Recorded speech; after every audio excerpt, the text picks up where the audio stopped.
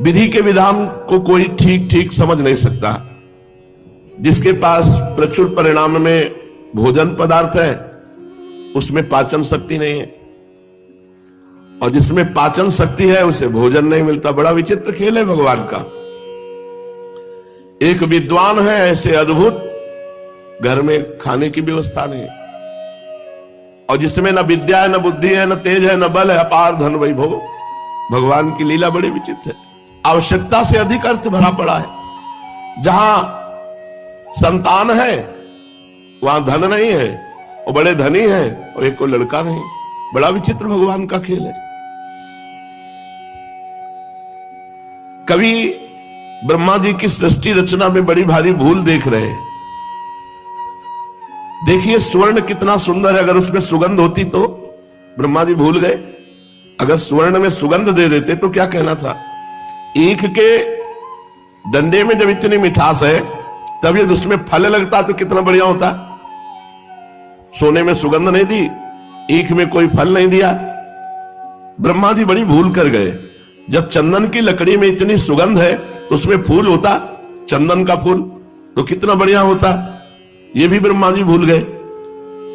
विद्वान लोग बिना रुपए पैसे के ही अपनी वाणी से आकाश पाताल सब एक कर देते हो। कहीं उनके पास धन होता तो विद्वानों को धन देना भूल गए, चंदन में फूल देना भूल गए, ईख में फल देना भूल गए, और सुवर्ण में सुगंध देना भूल गए। जितने भारी विद्वान होंगे उतने दरिद्री होंगे, धन की कमी।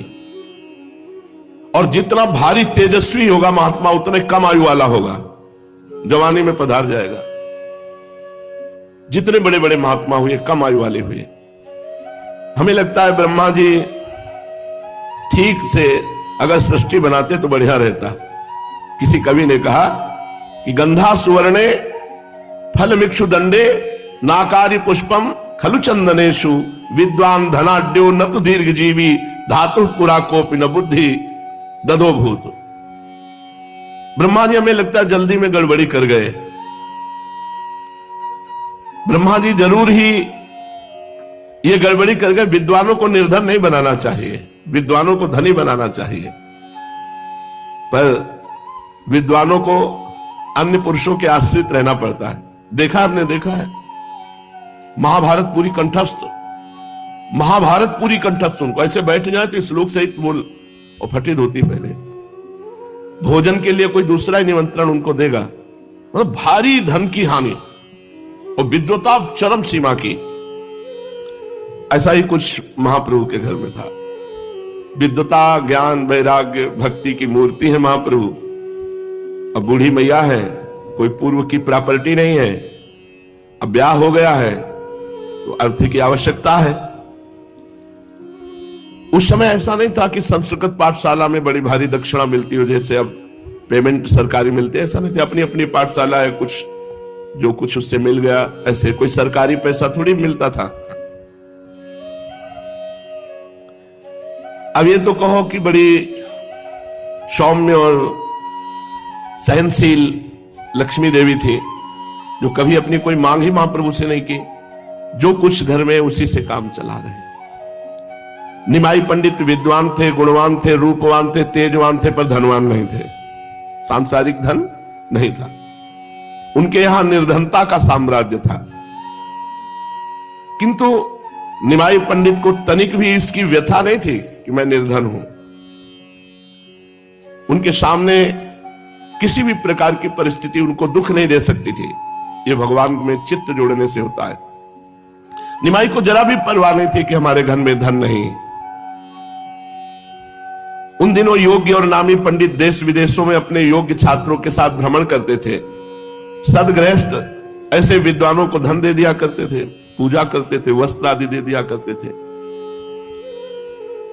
कुछ विद्वानों ने निमाई से कहा कि आप भी थोड़ा भ्रमण करो, तो भ्रमण करने से कुछ विद्वता का प्रकाश होगा और धन मिल जाएगा, जिससे परिवार का पोषण होगा। तो निमाई की भी पूर्व बंगाल में भ्रमण करने की इच्छा हुई। उन्होंने अपनी माता की अनुमति से अपने कुछ योग्य छात्रों के साथ पूर्व बंगाल की यात्रा की। उस समय लक्ष्मी देवी को उनके पिता के घर में रख दिया। मतलब बड़ी विचित्र भगवान की बात है कि ऐसे महापुरुषों के घर में भी ऐसी अव्यवस्था, जबकि बड़े बड़े मूर्खों में खूब धन संपत्ति देखी गई। तो ये वैसा ही है जैसे भगवान प्रकट हो रहे हैं देवकी वसुदेव जी कारागार में। यही भगवान की बड़ी विचित्रता है। जिनका नाम ले ले तो भवबंधन मुक्त हो जाए, वो स्वयं आ रहे हैं और माता पिता बंधन युक्त है।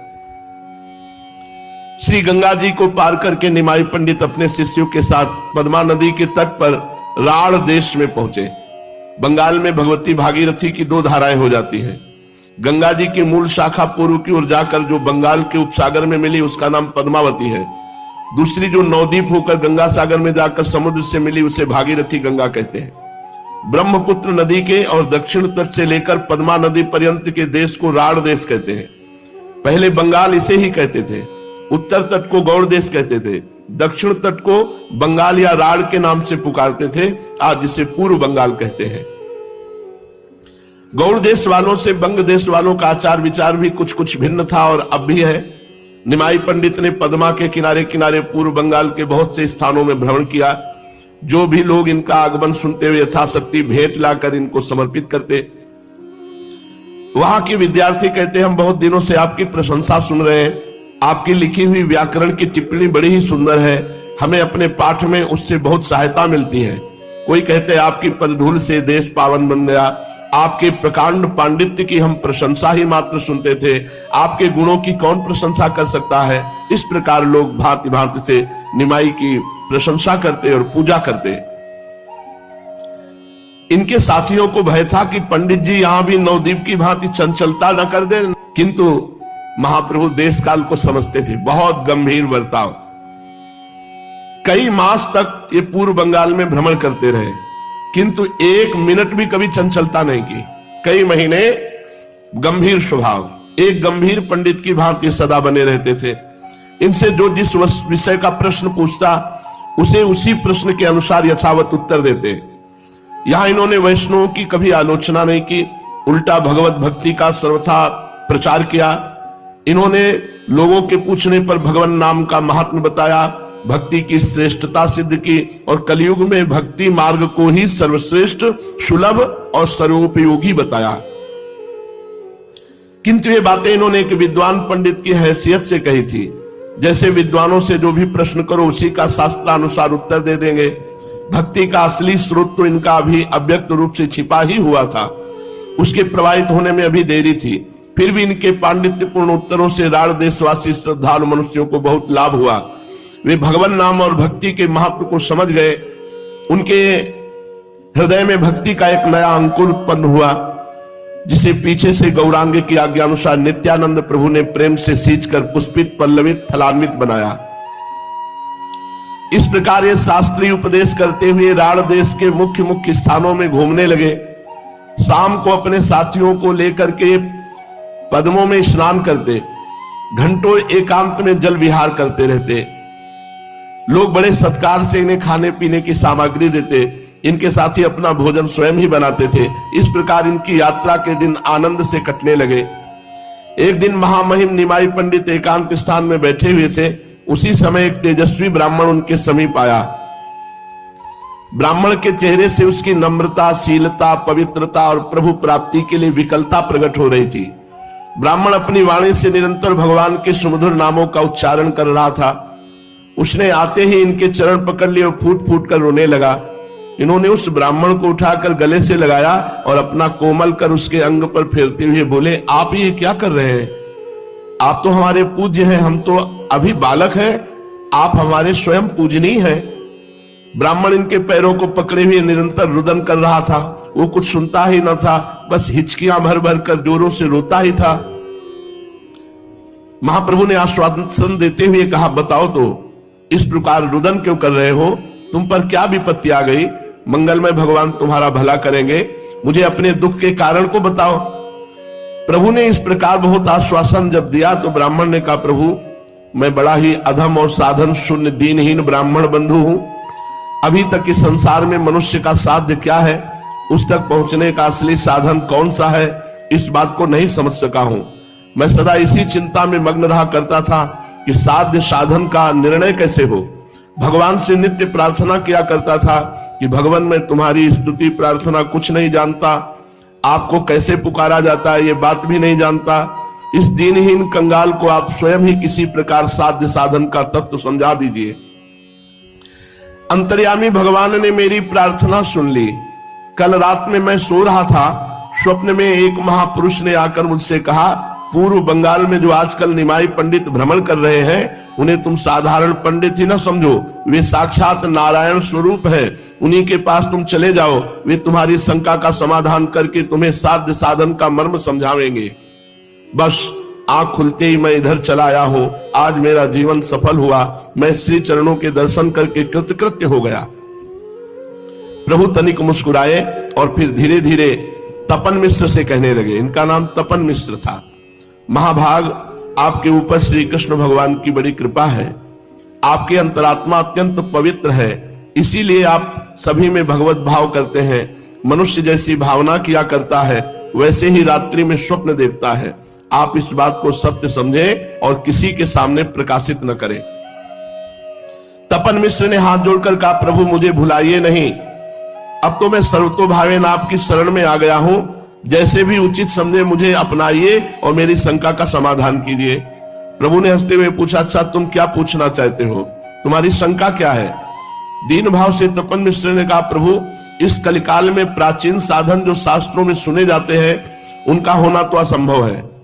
समयानुसार कोई सरल सुंदर और सर्वश्रेष्ठ साधन बताइए और किसको साध्य मानकर उस साधन को करें। प्रभु थोड़ी देर चुप रहे, फिर बड़े ही प्रेम के साथ तपन मिश्र से बोले, विप्रवर, प्रभु प्राप्ति ही मनुष्य का मुख्य साध्य है। उसकी प्राप्ति के लिए प्रत्येक युग में अलग अलग साधन होते हैं। सतयुग में ध्यान ही मुख्य साधन समझा जाता था। त्रेता में बड़े बड़े यज्ञों के द्वारा उस यज्ञ पुरुष भगवान की अर्चना की जाती थी। द्वापर में पूजा अर्चा के द्वारा प्रभु प्रसन्नता समझी जाती थी। किंतु कलयुग में केवल भगवान नाम, केवल भगवान नाम जप, भगवान नाम कीर्तन से ही भगवत प्राप्ति है। कृते अध्यायतो विष्णु त्रेतायाम यजतो मखई द्वापरे परिचर्यायाम कलौ तद्धरि कीर्तना। कलयुग में केवल नाम जप नाम कीर्तन से भगवत प्राप्ति है। त्रेता में यज्ञों के द्वारा, सतयुग में ध्यान के द्वारा, द्वापर में पूजा के द्वारा, कलयुग में केवल भगवान नाम जप भगवान कीर्तन। बस सब साधनों को छोड़कर हरिनाम का ही आश्रय पकड़ना चाहिए। भगवान व्यास देव ने 3 बार प्रतिज्ञा करते हुए कहा, हरिर नाम हरिर नाम हरिर नाम एव केवलम कलौ नास्तेव नास्तेव नास्तेव गतिरन्यथा। कलयुग में केवल हरि का ही नाम सार है। मैं प्रतिज्ञा करके कहता हूं, कलयुग में हरिनाम को छोड़कर दूसरी गति नहीं है, नहीं है, नहीं है।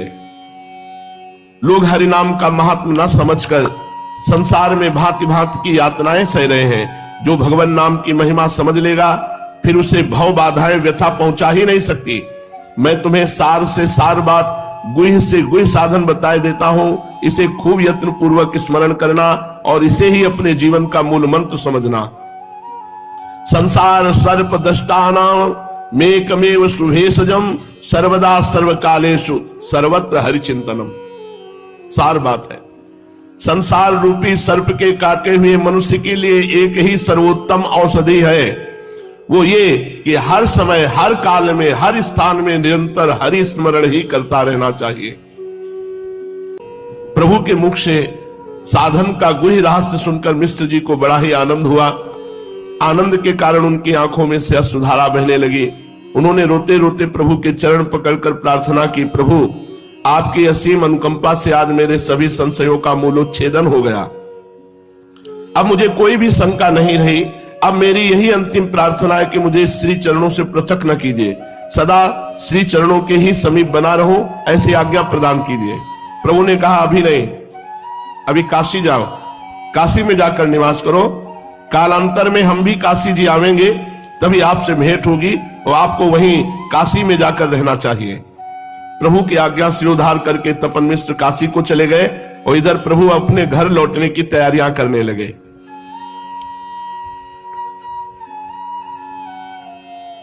बड़े बड़े महापुरुषों के जीवन में बड़े बड़े दुख आए हैं। अब जब कुछ धन और कुछ भोग सामग्री लेकर लौटे महाप्रभु, तो लक्ष्मी देवी जो प्राण प्रिय पत्नी है, गृह कार्य में दक्ष है, पति के मनोनुकूल है, पवित्र भार्या है, मीठी वाणी है और नाम भी लक्ष्मी है। सचमुच ये निमाई की लक्ष्मी है। पिता के घर में छोड़ गए थे। अब भगवान का ऐसा कि इनके हृदय में कह नहीं पाई थी, लेकिन पति के वियोग का बहुत प्रभाव पड़ा। जाते समय निमाई कह गए थे कि दुखी होने की बात नहीं है, मैं जा रहा हूं, शीघ्र लौट कर आऊंगा, कोई बहुत दिनों के लिए थोड़ी जा रहा हूं। लेकिन शायद वियोग इसलिए था कि लक्ष्मी देवी को महाप्रभु का दोबारा दर्शन नहीं होना था। जब महाप्रभु लौट के आए तो पता चला लक्ष्मी देवी के प्राण छूट गए। अभी तो नया विवाह हुआ था। लक्ष्मी देवी पति के वियोग में खिन्न चित्त से दिन गिनने लगी। उन्हें पति के बिना यह संपूर्ण संसार सुना ही सुना दृष्टिगोचर होने लगा। उन्हें संसार में पति के सिवा प्रसन्न करने वाली कोई भी वस्तु नहीं थी। प्रसन्नता का जो मूल है वो हृदय से अपने पति को मानते थे। इसलिए बहुत अंदर ही अंदर उदास बनी रहने लगी। उदासी के कारण अन्न जल भी छूट गया। विरह की ज्वाला में हृदय जलने लगा। उनके पिता ने चिकित्सकों को दिखाया, किंतु बेचारे संसारी वैद्य इस प्रेम रोग का निदान कर ही क्या सकते। बात पित्त कफ के सिवा वो चौथी बात जानते ही नहीं। इन तीनों से विलक्षण ही ये प्रेम विकार व्याधि है। इस कारण वैद्यों के उपचार से कोई लाभ नहीं हुआ। धीरे धीरे लक्ष्मी देवी का शरीर अधिकाधिक क्षीण होने लगा, यहां तक कि जीवन की आशा न रही। वे मानो अपने अत्यंत क्षीण शरीर को अंतिम बार पति दर्शनों की लालसा से टिकाए हुए हैं, किंतु उनकी अभिलाषा पूरी न हो सकी। निमाई पंडित को पूर्व बंगाल में अनुमान से अधिक दिन लग गए।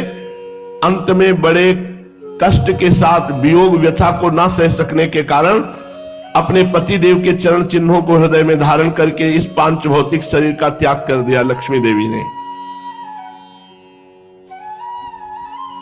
अभी तो आनंद का समय आया था। चलो घर में 9 बहू आई थी, सची माता को सहयोग मिलता, महाप्रभु को भी, पर उन्हीं के निमित्त से वो बंगाल गए कि कुछ अर्थ और कुछ व्यवस्था हो जाएगी, और लौटे तो पहले ही उन्होंने शरीर त्याग दिया था। बड़ा विचित्र भगवान की। घर वालों ने रोते रोते उनके सभी संस्कार किए। इधर निमाई पंडित को पूर्व बंगाल में भ्रमण करते हुए कई मास बीत गए। अब इन्हें घर की चिंता होने लगी। इन्हें भान होने लगा कि हमारे घर पर कोई अनिष्ट हुआ है। हृदय के भाव तो असंख्यों कोशों पर से हृदय में आ जाते हैं। लक्ष्मी देवी की अंतिम वेदना इनके हृदय को पीड़ा पहुंचाने लगी। इन्हें अब कहीं आगे जाना अच्छा नहीं लगा, इसलिए इन्होंने साथियों को नवद्वीप लौट चलने की आज्ञा दी। आज्ञा पाकर सभी नवद्वीप लौट चलने की तैयारियां करने लगे। बहुत से नवीन छात्र भी विद्योपार्जन के निमित्त इनके साथ हो लिए थे। उन सभी को साथ लेकर नवद्वीप की ओर चल पड़े। इन्हें काफी धन तथा अन्य आवश्यक वस्तुएं भेंट उपहार में प्राप्त हुई थी। थोड़े दिनों में फिर नवद्वीप लौट आए। इनके आगमन का समाचार बिजली की तरह नगर में फैल गया। इनके इष्ट मित्र, स्नेही तथा पुराने छात्र दर्शनों के लिए इनके घर पर आने लगे। ये सभी से यथोचित प्रेम पूर्वक मिले। सभी ने यात्रा के कुशल समाचार पूछे। इन्होंने सबसे पहले अपनी माता के चरणों को स्पर्श किया। माता का चेहरा मुरझाया हुआ था। वे पुत्र वधू के वियोग और पुत्र की चिंता के कारण अत्यंत दुखी सी मालूम पड़ती थी। चिरकाल के बिछड़े हुए अपने प्रिय पुत्र को पाकर माता के सुख का वारा पार न रहा। गौ जिस प्रकार बिछड़े हुए बछड़े को पाकर उसे प्रेम से चाटने लगती है, उसी प्रकार माता निमाई के युवा शरीर के ऊपर अपना शीतल और कोमल कर कमल फिराने लगी। उनकी आंखों से निरंतर प्रेमाश्रु निकल रहे थे। निमाई ने हंसते हुए पूछा, अम्मा सब कुशल है ना? मुझे अनुमान भी नहीं था कि इतने दिन लग जाएंगे। तुम्हें पीछे कोई कष्ट तो नहीं हुआ?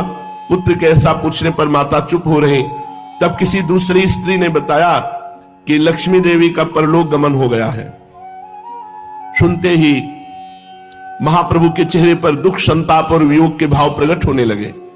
माता और भी जोरों के साथ रुदन करने लगी। निमाई की भी आंखों में आंसू आ गए और उन्हें पोंछते हुए धीरे धीरे से माता को समझाने लगे, मां विधि के विधान को मेट ही कौन सकता है। जो भाग्य में बदा होगा वो तो अवश्य ही होकर रहेगा। इतने ही दिनों तक तुम्हारी पुत्र वधू का तुमसे संयोग बदा था, इस बात को कौन जानता था।